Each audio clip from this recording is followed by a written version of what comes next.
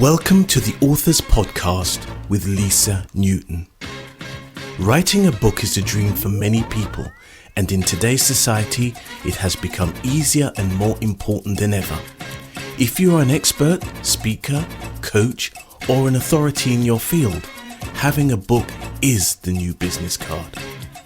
It can increase your credibility, enhance your status, and make you the go-to person in your field, opening doors and bringing a flood of opportunities straight to you. You can increase your fees and start choosing the clients you really want to work with. The Authors Podcast show with Lisa Newton is designed to inspire, educate and inform you, both entrepreneur and individual, on how to write a book, as well as writer's tips and strategies on how to actually get that book written. On today's show, you learn more about how to write a book, including writing ideas, marketing, and how to succeed in getting a book written. Here we go with the Authors Podcast, and here is your host, Lisa Newton.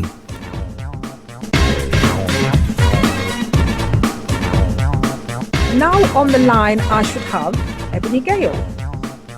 Hello, Ebony. Yes, indeed. Hi, Lisa. Fantastic. Really pleased you could make it with us today. 9 to 5 Work Rebels. I absolutely love the name. So I'm assuming you are a rebel in real life. I am indeed.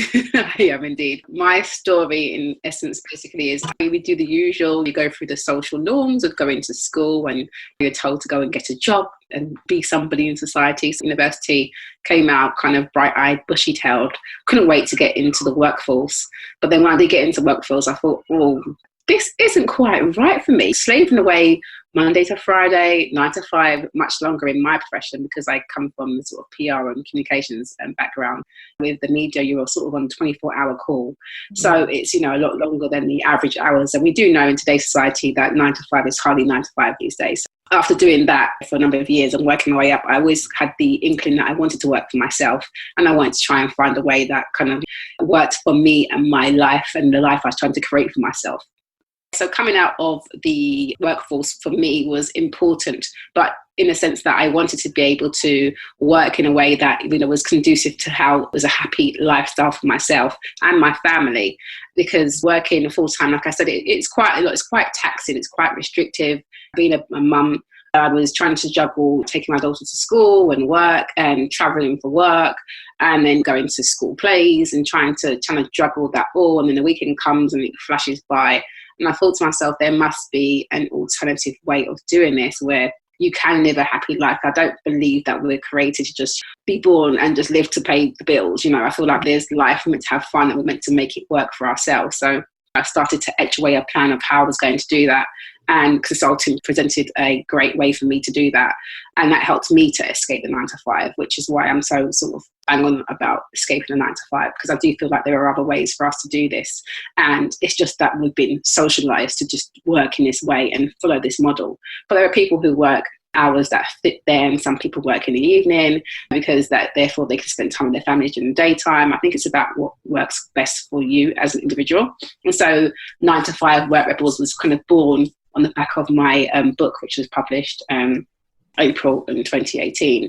Yeah, the 9 to 5 Work Rebels came out of that because I actually started a sort of a Facebook page for my book and ended up getting almost 10,000 likes for it and followers on it. So I thought, there's a lot of us out here who clearly are not necessarily happy in what we're doing, so there must be another way out there. So I set up this platform. It's quite new, but the idea is that I help in terms of accountability. So if those who really want to get out but are not sure what to do, we can look at various exit strategies. And also, secondly, it's about connecting you with the right people. So I've got some contacts that I can then refer on people to as well. So that side I am still busy building, but that's the idea. It's just to help you find your way out of the sort of 9 to 5 matrix. Oh, I like that, the matrix. And what you said then, you said that you etched a plan from having this idea like, I've got to get out of this rat race to actually leaving. Was it a straight kind of like almost cold turkey, right, I'm gone? Or did you do it gradually, like by going part-time and then slipping off? Well, I talk about this because actually I'm doing a talk on Tuesday about sustaining a freelance career, and I do talk about that's the way ideally you should do it. For me, however, I always say, well, go back to what is your why? What's your why for wanting to sort of change your working style? And for me, my why was about, getting work-life balance. And also I was a little bit annoyed because I had an employer who basically was creating issues to the point where I had to make the choice between my childcare and my job, essentially. They kind of backed me into the corner. So at that point, I was like, I'm going to go and just do my own freelancing. This is just too much at this point. It was a point, actually, where I was going through depression because of the issue of the workplace was putting me under. I had workplace stress. I wanted to get out. And at that point, I actually handed in my notice, and I didn't have a job to go to. But by the time I worked my notice, I had 2 different offers on the table.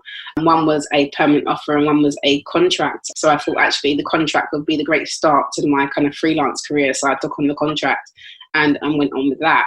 But I do advise, in terms of giving advice to others, there are ways that you can, decide to come out. So reducing your hours is definitely a way of looking at starting to set up yourself as a consultant. That does work. But for me, like I said, I took on the contract. I ended up staying there a bit longer, only because recession hit, and I was a bit like, well, maybe this isn't the best time to start. And then, But is there really ever a good time to start? Because sometimes it's fear that stops a lot of people. I'm sure you're living the dream here. That's exactly it. It's a fear, isn't it? Because that's what happened with me. It was like, oh, should I go now? It's not the best time. And we can always find excuses as to why we shouldn't do it now and put it off to tomorrow. But it got to the point where, I got to the point of, look, I had those pangs again of wanting to get out, wanting to work for myself, and wanting to have that career control. Where I worked at that organisation, the employers were much more flexible when it came to childcare, which was great. But I still knew that I didn't want to just be stuck behind a desk working for this one organisation for the rest of my life. So I did etch my plan. My plan was to come out, and I did come out cold turkey. But I came out still with a plan in hand. So whilst I ended my role cold turkey, and everyone was like, "Oh my gosh, that's so scary," but also so brave. And I had a plan, and my plan was I had already registered with a number of recruitment agencies that look after interim contract roles. So you get paid day rate fees, so you end up earning more money. But I also registered with a number of freelance platforms that literally look after just like PR and communication, and they help like place freelancers and things like that. So I had those in my back pocket, as well as trying to build up my own independent clients. So I ended up doing some contracting initially, which was great in terms of money, but not so great because I felt like I was still stuck in an office. So my long-term mission was to work independently, but for the short term, I was happy to do some of the interim roles where I sort of build up my contacts. And that's how it actually works. So I'd done a position which was supposed to be for 6 weeks. They wanted me to stay on for longer. Because they wanted me to stay on for longer, I used that to my advantage, and I renegotiated the terms, and I ended up cutting it down to just 3 days a week, which meant that I could then use the remainder of the time to work with my own clients and finding my own clients. And that's how I sort of started to bridge that gap and transition. And that kind of snowballed. And in fact, doing that contract led to more, because there was another stakeholder I came into contact with, and they wanted me to come and do some contracting work with them. And so it just kind of carried on from there. So what I always say to people who are interested in consulting is that, think about how you want to work. Because I know some consultants who literally just come and do contract work. They get paid really great day rates. They just do that for a few months, and then they go traveling for the rest of the year. It's up to you how you want to work it. And I think it's about trying to find a work plan that fits for you. So yes, my plan was long-term, work with my own, but short-term, let's devise a plan to get me to my long-term goals. Okay. Having managed to do that and step away from the 9 to 5 and starting and founding Ebony Gayle Communications, how long after that, or was it at the same time, did you start writing a book, How to Become a Consultant? A guide to free yourself from the 9 to 5. Was it like, did you write it at the same time, or was it afterwards? It was afterwards. And I'll be honest in the sense of I love writing. So I used to always write little short stories when I was younger, but I've always wanted to write sort of fiction. And actually, I did start writing fiction. I haven't finished it yet. I've started something. But then I thought, I actually really want to share what I'm doing, about consulting, because a lot of people kept saying to me, "Oh, well, how do you do it? And how are you finding it? And how's it going? Oh my gosh, that's so brave." And I thought, why don't I just pen something to help people, make it a quick guide? Because it's not a massive book, and that's one thing I will say to people. It's not massive, I did that on purpose because I love reading, but I do find that some books go on and I feel like you can cut the waffle. It might be the PR go with me, but what's not massive? What's your idea of not massive? I think some books that are like door stoppers. I always had on my, I do want my book to be used as a door stopper. And I've got some books that I think are quite big, but I feel like some of it could have been said in half of that. Okay. And that's just me. Maybe that's because the PR person, the communicator, will kind of talk to sort of make complex issues simple and to cut through.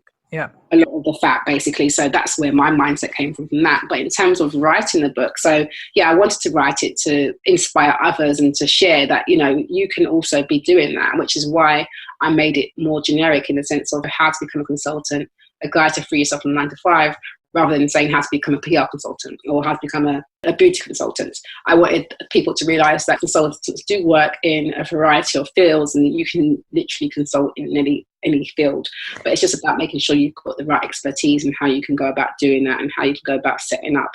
How much experience would you say, though, that you need to call yourself a consultant? I think you need to have... What do you need, like? I feel like you need to have some working experience and you need to have at least 3 years under your belt in a particular area, if not longer, I think is important. Obviously, I've been doing it for a lot longer, but I feel like you've got to be confident in the skills that you're about to go and offer to the world. And I think that's one of the main things. It's about making sure you have your expertise skills. And in the book, I do talk about that, using your current skills to consult. So if you are working in a field and you're really skilled in that, you can easily then transition into consulting. But if you are in a career path and you're not necessarily happy with that career path, then again, you might want to go and retrain yourself and get your skills and knowledge up so that you can offer those services in the future. That was exactly what I was thinking, because there are people out there stuck in a 9 to 5 and they don't particularly like the work that they do. So they don't really want to go and consult in it, but they do want to escape. Do something different. Absolutely. And that's what I talk about in the book as well. I'm like, well, if you don't have the right skills in the field that you want consulting, then that's fine. Just go out and get that. And there's ways you can do that. There's online learning courses. I've got an online DIY PR course that teaches you how, to manage the R. There's things like that are out there. There's YouTube. There's so many different, there's reading. There's things that you can do to up your skills and your knowledge, because not everybody has the funds to go and pay for courses. Because I always do say investing in yourself is really important. It's probably one of the best investments you can make for yourself. But I think that's a mindset shift. And when you're employed, you're used to getting your employer paying for your training or your investment. When you are working for yourself, you're going to have to do that for yourself. So, you'll take that side of things more seriously. But you can, if you're in a job and you don't like it, you can start looking at, what interests me. I'd say write down what are the areas that interest you, what are you passionate about. And I do say that. I think it's about being really involved in your work. Otherwise, you're not going to want to do it. And if you're working for yourself, you are reliant on yourself, you've got to go out there and find your own business. You've got to maintain it. Essentially, you want to enjoy what you do. And like you said, there's people out there who are in 9 to 5 that don't like that.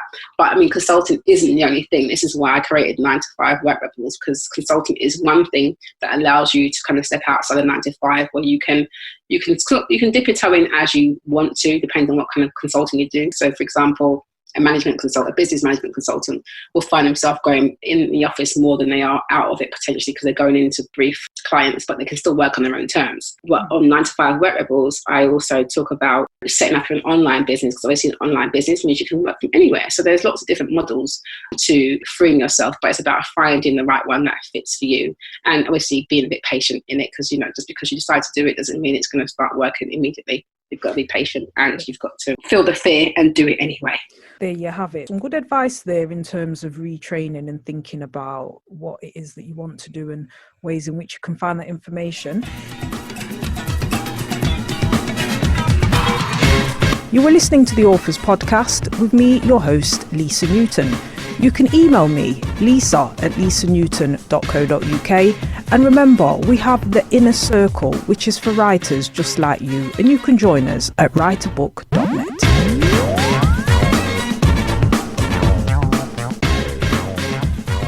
If you have just tuned in, I am talking to Ebony Gayle, who is the founder of Ebony Gayle Communications, and Ebony is also the author of the No Nonsense Self-Help Guide, How to Become a Consultant, a guide to free yourself from the 9 to 5. And if you're getting excited out there, the website is 9to5workrebels.com. And the 9 is the number 9 and the 5 is the number 5. 9to5workrebels.com. So Ebony, you mentioned you have a background in PR. Yeah. How have you found, for example, marketing your book and building like a following? Because 10,000 on Facebook is really, really good. So there's obviously some engagement out there. And there might be people out there that might be thinking, oh, you know, it's okay for you. You've got a PR background. I'm thinking of writing a book, but how am I going to, you know, find a market and advertise myself? You've got an advantage. What would you say to those people out there? I would say you'd think I have an advantage because actually what's quite interesting is changing my hat over, because working for client work is different than when you're trying to PR yourself. So it's an interesting one. But what I will say is there's things that we can all be doing to help push when we're writing a book. If you can afford to, then you get some sort of PR help if you can. But if you can't, there are some self-help things that you can be doing. So getting involved in the Facebook groups. So there's a lot of author Facebook groups in there where you can go in and get reviews. If you're willing to read other people's books, they will review yours, because obviously that helps. Reviews are really important when it comes to getting books, sales and things like that. In terms of marketing and promoting it, think about your audience. Who is it that your book is actually targeted at? And think about where are they and how can you find them. It's simply, you know, putting on a different hat and think, okay, if I've written a book and it's about food, for example, then you want to be making sure you bring it to the attention of maybe food bloggers and those who write about food, but also share it with your friends as well, because, you know, your friends and family will like to eat. Sometimes we forget to share things with our family and friends because we think, oh, you know, they might not be interested, but actually do share, get involved in different groups. Like I say, look in Facebook, there are lots of different groups. For me, I decided to set up a page for my book, and that's something you could also do to get interest. I'd advise you doing that as maybe something you do before you launch. I think I should have done that before I launched. I did it afterwards, but I still got a lot of traction. Think about Facebook advertising. Facebook has some really reasonable rates, and you can really hone in on your targeting, so you can target the right audience. So if you're going for mothers or if you're going for dads or whatever the case is, you can really hone in on the demographics of who you'd like to target. So that's always good. I'd say social media is also really, really helpful, obviously, in getting the word out. If you're going to do it through something like Amazon, so I self-published through Amazon, and I think it was great to do that. But there are other platforms that you can make sure your book's on as well. So don't forget to look at making sure your books are across all the platforms. Mm-hmm. And I think it's about connecting with the right people as well. You want to try and get some coverage, because I made sure to get some coverage, and most of my coverage came from sort of the business type news. So I wrote an article for Minute Hack, and that was on, Set Your Fees. I was featured in a couple of the women's type magazines and a few business ones as well, where I was talking about consulting and escaping the 9 to 5. So what you might want to do for those who don't have the PR people behind them, obviously, if you're interested, drop me a line. But otherwise, check out my website as well. I'll give you lots of tips, and I've got the DIY PR course as well. But a key tip I'd say is check out relevant media that may be interested in your type of book. Or maybe you've read something recently and you think book would resonate with that person who wrote that article, and reach out to them. A lot of us are kind of scared to reach out to people. You can reach out to journalists. That's what they're there for. They're looking for news stories, interesting news stories. But it has to have a great angle, and you need to make sure you're thinking of the readers of that magazine. Why should they be interested in your book? And if you can answer that question and convince the journalist, and then you're in there. Yeah. But it's not going to be that hard. It could be a case of, just making sure you know what the audience and what they're kind of looking for. So as we go through magazines or as we go through newspaper, we're going and we're being drawn to articles that are of interest to us. So that's how you've got to think about it from the reader perspective as well. Okay. A few questions that have just sprung to mind. So you've said contacting journalists. People might be thinking, well, how do you go about doing that? That's not so hard either. If you come onto my website, I've just written a blog on that about how you can build your media list. So you can look at things like social media. All journalists are on Twitter. A lot of them are sourcing stories on Twitter. A lot of the time they're putting out things like journal requests, looking for someone who's in this particular area. Yeah. So it's about just being aware of the media that is relevant to your area. So wherever your book covers, if it's health and well-being, then look at journalists that cover that and reach out to them if they're tweeting and tweeting about interesting aspects of the story. Get involved, start communicating, let them know that you're there. It does take time, but also on Twitter, there are also other book promotion author promotion Twitter accounts that help you as well, that you can also connect with. Think about whether you want to try and get them to help promote your book as well. Think about doing things where you do, like I say, exchange reviews. So go onto the group so you can get people interested in your book. I think it's just about building your following, and also thinking about, if you're someone who just you're writing about your industry, then you will have your industry contacts. Again, you want to share it with them as well so that they know that it's there. Make sure you put it on your website, and make sure if you're going to do a book launch, you plan well in advance. If you're going to do self-publishing, make sure you do have copies in advance so that you can send to journalists who may want to see it. So I've done PR for authors before, and so most of the time, if they're going to cover your book, they're going to want to see a copy of your book. So make sure you're prepared and you have that ready, and you can be quite responsive, because my thing is once you start putting yourself out there, be prepared. We'll see, sometimes it doesn't happen straight away. It might not happen immediately, but it might happen. Sometimes it does happen immediately. So you need to be prepared for that, and make sure that if you're going out saying, I'm going to have it ready by this date, that it is going to come out on that date. Right. Yes, very true. Did you do any pre-launch activity as such when you were launching your book? Did you say to people, it's coming, it's on its way, this is the launch date? Or did you... Because sometimes people do that, in order to focus the mind, like, right, a bit like a deadline. You've got to be like, if I've said it's going to be out on this day, it's got to be out on this day, or... Yeah. So I did do that. I did the thing where you could do a pre-order. So you could pre-order, but you could only pre-order the ebook version. So some people did that, and I was doing pre-launch activities in terms of promoting it on my own social channels, on Facebook and things like that as well. Because when I was doing it, I didn't have a massive budget behind me to do this. It was a case of, I want to make sure that obviously I'm spreading the word, but I wanted to make sure I was hitting it at the right markers, the right target, and which has worked in that sense, because I aimed it at the business and professional kind of media, and that's what picked it up. But in terms of timings, I do think it is useful. In hindsight, I'd say it's really good if you can have a pre-launch date and you stick to that. And then if you can get people to pre-order it, then that's great, because that actually helps your rankings on things like Amazon. So if you're getting a lot of people pre-ordering, then you'll move up the bestseller ranking. So that's what you want to do. You want people to go to your book and look at it and order it. So if you can do some activity around that, then definitely do that. If you can't afford to do a big book launch, there are other ways you can think about launching as well. Or maybe you might want to look at doing a thing jointly with somebody else, where you go to an event and you bring your books along. Don't forget to bring your books along. I've been doing that more nowadays as well, because we know that not everybody can come out to a press launch. And so, a lot of my friends at the time were like, oh, why don't you do a big press launch? But for me, I didn't necessarily want to do that. I just wanted to start pushing it out without doing that. I think it's my own little mind testing the waters to see how will this go down if I don't do a massive press launch, because that means that you've got to put quite a lot of money up front to do that. Unless you've got somewhere you can use for free, then that's great. But I think it's about using your resources and using what you've got to get the word out there.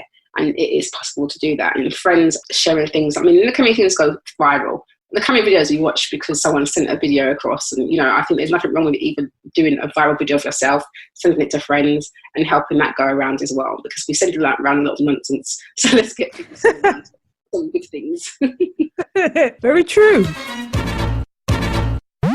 You were listening to the Authors Podcast with Lisa Newton. Please do subscribe to, like and share this channel. If you're just tuning in, I am talking to Ebony Gayle of Ebony Gayle Communications. Ebony is a PR specialist and has written a book which is to help others to escape the 9-to-5, because there are many people out there that want to do just that. And the name of her book is How to Become a Consultant, a guide to free yourself from the 9-to-5. And there is a website as well that is called 9to5workrebels.com, which is a platform to help unhappy professionals escape the 9-to-5 and follow their passion. So, Ebony, in terms of being a consultant, is this more a male thing or a female thing, or is it open to everyone? I'd say it's open to everyone. I definitely think it's open to everyone. I do think for some parts of consultancy, like management consultancy, I think there's a lot of male energy in that. But in my world of PR, there's a lot of females that are independent or freelance and consulting in that way. And I think it's definitely a growing field. And particularly because when you think of freelancers, you've got they come in all shapes and sizes. So I don't really think it's necessarily dominated by one, but I do think that women are maybe leaning into it more because of the fact that it offers a better sort of work-life balance. The flexibility around childcare, and that was something you mentioned at the beginning. Like, how young was your child or children, I don't know how many you got, when you embarked upon this? Because there are people out there, and there's always a reason not to do something. Oh, children are too small. Oh, they're too this, and I'm too old, and I'm too young, and this and that. And we have all these reasons why we shouldn't do something. Is it? I think you're right. You're definitely right. There's a lot of people who think like that, and I think we are almost our worst enemies because we're actually putting these limiting beliefs on ourselves. No one said that, you can't go and consult if you've got a child, or you can't do this, because you're older, and you can't change careers. This is what we usually put on ourselves. And for me, I did have one of those things on my mind, which is when I actually initially wanted to go and do for my freelance, because of the issue I had around childcare. It was around a time when my daughter was changing from nursery to primary school. So the hours were going to be different. Primary school's finished earlier, nursery's a bit longer. It was around that time I was changing with her, and it had the issue with the employer. So that made me kind of buck against that, and that's nice. Wouldn't have took the first contract role, but there I still stayed on for a bit longer, in fact, and that's, like I said, because the recession hit, and so my fear kicked in, and I thought, oh, maybe let's not do this yet, let's not rock the boat yet. But then, the back of my mind, I could hear my other voice saying to me, yeah, but if not now, when? There's always going to be a maybe tomorrow, and we can always do that. And basically, essentially for me, I just was unhappy with what I was doing. Whilst I enjoyed elements of my job, I didn't like the restrictiveness. So I know for me, I had to do that for myself, for my own happiness and my own sanity. But I don't necessarily think that you have to limit yourself with the ages of your children. I just think it's about making it work. So if you've got children that are under a certain age, and maybe it's still more difficult because you've got childcare issues, there's still ways to work around that, because there's a lot of mums that are looking at, setting up their own business, and they are doing perfectly well. And there are lots of mumpreneurs that are out here that are working it around their children. So therefore, if their children are at nursery, that's when they work. When their children are at home, they are with their children. Then when they put their children to bed, they might do a couple of hours there. And it's about finding what works for you.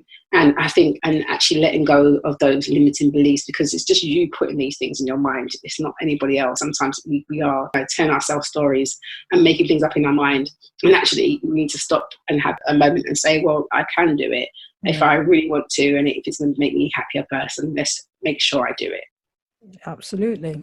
And then in terms of finding the time to write, because people always ask this, like they'll say, oh, you managed to write a book. Oh my gosh, it's something I've always wanted to do for so long. How did you manage to do that? In not only having, running your business, you're a consultant, as well as family life, all the things going on. How did you find the time to write on top of everything else? I think it's about you find the time for things that you really want to do. Just like, look how many of us sit around and watch EastEnders. We find the time, don't we? No, that's true. You find the time to watch your own favourite show. You find the time to do things that you care about. So I think it's about prioritising what is important to you. So if you want to write a book, for me, I wanted to write a book for years, and I've still got a few more. Like I've still got a few more in me that I want to continue to go with. But I understand sometimes it's just getting started. So for me, I actually got started at one point, but then a few personal tragedies happened, whether it's my grandmother and things like that happened. So that kind of threw me off for a little while. Then I came back to it and was like, no, I'm going to get this done. I want to finish this. And so I think it's just about being decisive and actually making sure you commit yourself and actually keeping yourself to that commitment.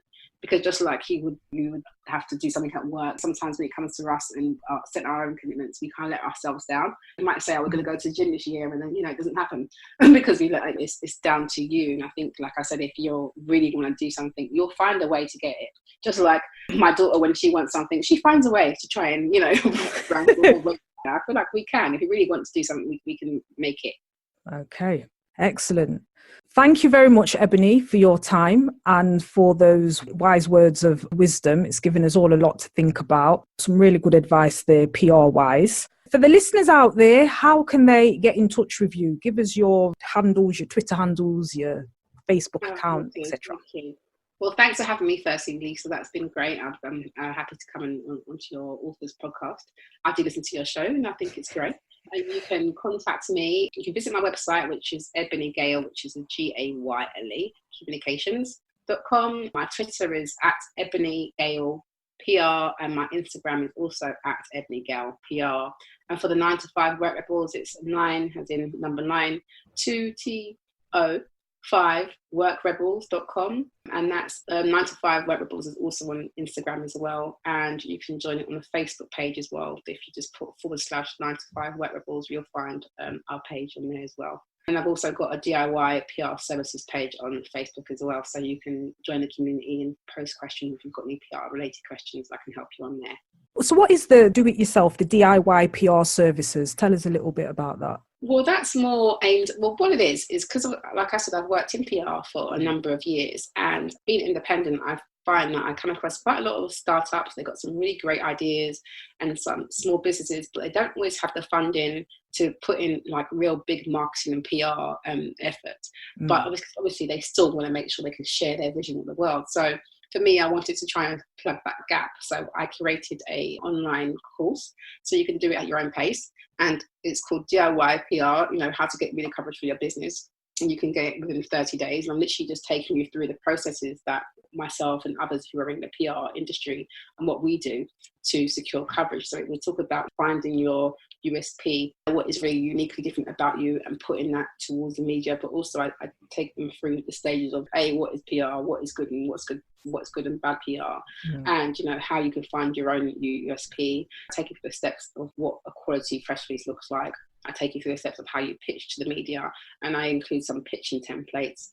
I also provide a planning template and a sort of media coverage template as well, so you can, know how to sort of approach people and what the do's and don'ts of doing that. And I also I've got an extra module that I've thrown in about using social media to leverage your PR as well.